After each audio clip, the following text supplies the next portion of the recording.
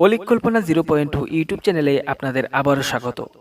বন্ধুরা, আপনাদের জন্য আবারও একটা নতুন ভৌতিক গল্প নিয়ে আমরা হাজির হয়েছি।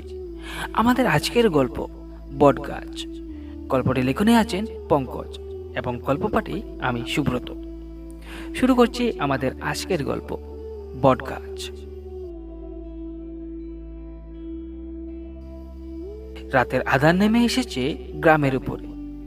রঘুনাথপুর গ্রামটা একসময় শান্তিতে ভরা ছিল, কিন্তু গ্রামের এক প্রান্তে দাঁড়িয়ে থাকা বিশাল বটগাছটা যেন সবার জীবনে অশান্তি নিয়ে এসেছে। বটগাছটা নিয়ে গল্প আছে একটা। এখানে নাকি রাতের বেলা অশরীরী আত্মাগুলি ঘোরাফেরা করে। গ্রামের বয়োজ্যেষ্ঠরা বলেন সেই গাছটা অভিশপ্ত। এক সময় এখানে ছিল এক জমিদারের পুকুর ঘাট। জমিদার অত্যন্ত নিষ্ঠুর ছিলেন। তার লালসার শিকার হয়েছিল অনেক নারী, যারা তার হাতে প্রাণ হারাতে হয়েছিল। তাদের মৃতদেহ সেই বটগাছের নিচে মাটি চাপা দেওয়া হতো।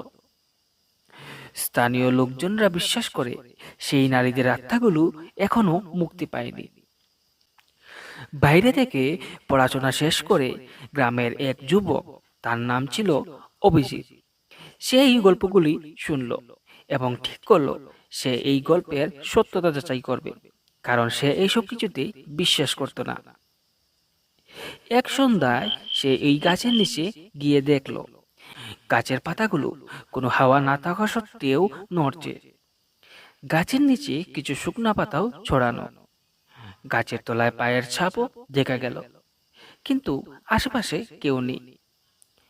অভিজিৎ ধীরে ধীরে সেই বট গাছের কাছে গেল এবং তার মনে হলো তাকে যেন কেউ পিছন থেকে দেখছে। এইসব দেখে সে বাড়িতে চলে আসে। বাড়ি ফিরে এসে সে এক দুঃস্বপ্ন দেখল। একজন বয়স্ক নারী তার দিকে এগিয়ে আসছে। তার চোখগুলো ছিল রক্তবর্ণ। ভোরবেলা ঘুম থেকে উঠে সে দেখল তার শরীরে অনেক কাটাছেঁড়ার দাগ রয়েছে। কেউ যেন তার শরীরটা নখ দিয়ে আছড়ে দিয়েছে। সেই ঘটনাটা গ্রামের পুরোহিতের কাছে জানালো। তখন পুরোহিত মশাই বললেন, গাছটি অভিশপ্ত। জমিদারের বলির শিকার নারীদের আত্মা সেই গাছটিকে তাদের বাড়ি বানিয়েছে। পুরোহিত আরো জানালেন, একমাত্র বিশেষ পূজার মাধ্যমে আত্মাগুলিকে মুক্তি দেওয়া সম্ভব, কিন্তু পূজার কাজ এত সহজ হবে না। পুরোহিত জানালেন, পূজার সময় কোনো ভুল হলে আত্মারাও রেগে যাবে। এতে খুব খারাপ প্রভাব পড়বে এই গ্রামের উপর। এই কথা শুনে গ্রামের লোকজন ভয় পেয়ে পূজার সাহস করে না। তবে অভিজিৎ ঠিক করলো সে পুরোহিতকে সাহায্য করবে। ঘুর অমাবস্যার রাতে পুজোর আয়োজন করা হলো। গ্রামের সব মানুষ দূরে দাঁড়িয়ে দেখছিল। পুরোহিত মশাই মন্ত্র উচ্চারণ শুরু করলেন। চারিপাশের বাতাসও যেন আরো ভারী হয়ে উঠল। চারিপাশে যেন অদৃশ্য কোনো শক্তি ঘুরে বেড়াচ্ছে। চারিদিকে শু শু করে হাওয়া চলতে শুরু করে। হঠাৎ গাছের ডাল থেকে একটা সাদা কাপড় মোড়ানো কিছু একটা ঝুলে পড়ল। দেখে মনে হলো মানুষের আকৃতির মতো। পুরোহিত মশাই দ্রুত মন্ত্র জপ করতে শুরু করলেন। অভিজিৎ ভয় পেলেও পিছু হটল না। পুজোর শেষে এক ভয়ঙ্কর আর্তনাদ শোনা গেল, যেন শত নারীর কান্না মিশে আছে।